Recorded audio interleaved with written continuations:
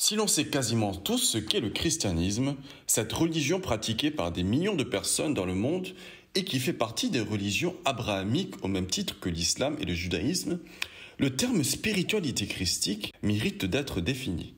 Tout d'abord, il n'y a aucune différence en termes de doctrine, de principes fondamentaux, du moins en ce qui concerne les bases. Il s'agit toujours de reconnaître le Christ dans sa divinité et son enseignement comme ligne de conduite. Notons que ces termes sont des termes créés. À aucun moment il n'est fait mention de christianisme ou de spiritualité christique dans la Bible. Il est uniquement fait mention du terme Christ et du terme chrétien qui désignent les petits Christ, ou tout simplement les disciples de Christ. Mais opposer spiritualité christique et christianisme serait plus dans le but de faire la différence entre religion et spiritualité, ou religion et ésotérisme. Bien entendu, l'idée n'est pas de dénigrer l'un et d'exalter l'autre. Lorsqu'on parle de christianisme, on fait référence à plusieurs choses en même temps. À l'institution qu'est l'Église, à l'échelle communautaire comme à l'échelle mondiale. Si l'on pense par exemple au Vatican ou à certaines grandes organisations mondiales qui rassemblent des dénominations chrétiennes précises. On pense également aux pratiques, à la liturgie, aux lois régies par ces organisations, aux pratiques des croyants. Le côté positif lorsqu'on établit une institution est que cela peut servir de garde-fou. Certaines personnes aiment ce qui est carré et qui les maintiennent dans un champ restreint, de peur de s'aventurer dans des zones inconnues et dangereuses. Certaines fois, cette méfiance peut être justifiée. Si l'on analyse toutes les religions, il y a toujours la partie religieuse et structurelle et la partie ésotérique. L'ésotérisme, étymologiquement parlant et par définition, c'est tout ce qui est intérieur et caché. Dans tout courant de pensée, il y a ce qui est dit à tous et ce qui est dit entre les lignes et qui est codé et qui est accessible aux plus curieux et aux initiés. Lorsque Jésus enseignait à la foule, il arrivait à maintes reprises qu'il prenait à part ses apôtres pour leur donner le sens de ses enseignements entre les lignes, leur donner des explications beaucoup plus approfondies de ce qu'il disait à toute la foule. La spiritualité christique pourrait être vue comme la partie ésotérique du christianisme. Dans son épître aux Colossiens, l'apôtre Paul leur écrit « Je veux en effet que vous sachiez combien est grand le combat que je soutiens pour vous et pour ceux qui sont à Laodicée, et pour tous ceux qui n'ont pas vu mon visage en la chair, afin qu'ils aient le cœur rempli de consolation, qu'ils soient unis dans la charité et enrichis d'une pleine intelligence pour connaître le mystère de Dieu, savoir Christ, mystère dans lequel sont cachés tous les trésors de la sagesse et de la science. En Christ sont donc cachés des trésors de sagesse et de science. Les acquérir demande donc de se lancer dans une quête spirituelle, en saisissant tout ce qui peut permettre de s'élever à un certain niveau de connaissance et de sensibilité spirituelle. Et pour arriver à ce niveau de connaissance, il faudrait se plonger dans la lecture de textes, dans la lecture entre les lignes, pratiquer aussi l'adoration, avoir une vie de prière, avoir une discipline quotidienne de prière et d'adoration, et pratiquer la confession de foi. Dans toute pratique du christianisme, il y a la connaissance communément admise et le mystère caché. Prenons par exemple l'Eucharistie. Des millions de chrétiens prennent l'Eucharistie chaque dimanche. Ils la prennent en mémoire du sacrifice du Christ, en suivant l'instruction de ce dernier disant « Faites ceci en mémoire de moi ». Mais derrière cette Eucharistie, il y a le mystère du corps de Christ. L'ésotérique derrière l'Eucharistie est le sens de manger la chair du Christ. Dans les évangiles d'ailleurs, on voit le récit de la fois où Christ a perdu plusieurs de ceux qui le suivaient, car son message de l'Eucharistie était trop farfelu pour eux. Jésus en effet leur avait dit « Ma chair est une nourriture et mon sang un breuvage.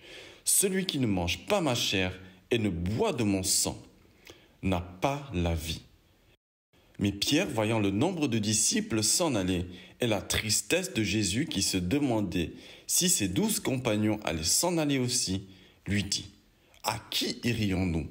Tu as les paroles de la vie. » Le sens ésotérique de manger la chair de Christ et boire son sang, c'est se revêtir des sentiments de Christ, car le sang est le siège de l'âme. Boire le vin de la communion, c'est littéralement se laisser posséder par l'âme de Christ, boire l'âme de Christ. Et manger la chair fait référence au sacrifice de l'autel. En mangeant la chair de Christ, on se connecte à l'autel de Dieu, et en se connectant à l'autel de Dieu, on bénéficie de ses grâces. Arriver à un tel niveau de compréhension de mystère demande une certaine folie de la part du croyant. Mais comme la Bible affirme, la sagesse de Dieu est une folie pour les hommes. Ceci est un exemple de comment une pratique religieuse peut passer de pratiques habituelles de croyants fidèles à pratiques ésotériques avec conscience du mystère et des répercussions sur soi. La spiritualité christique consiste donc à aller au-delà de ce qui est communément dit et pratiqué pour saisir les mystères cachés. Le terme spiritualité fait référence à l'esprit, et l'une des caractéristiques de l'esprit est la liberté. Selon qu'il est écrit, là où est l'esprit de Dieu, là est la liberté.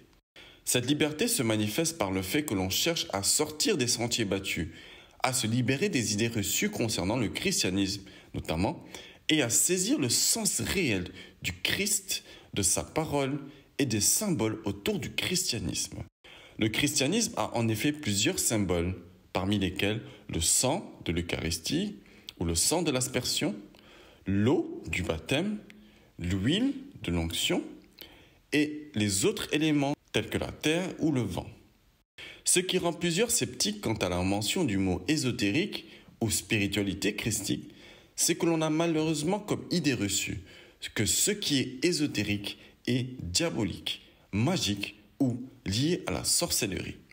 L'utilisation de symboles ou d'éléments pour sceller un acte spirituel n'a rien d'étrange.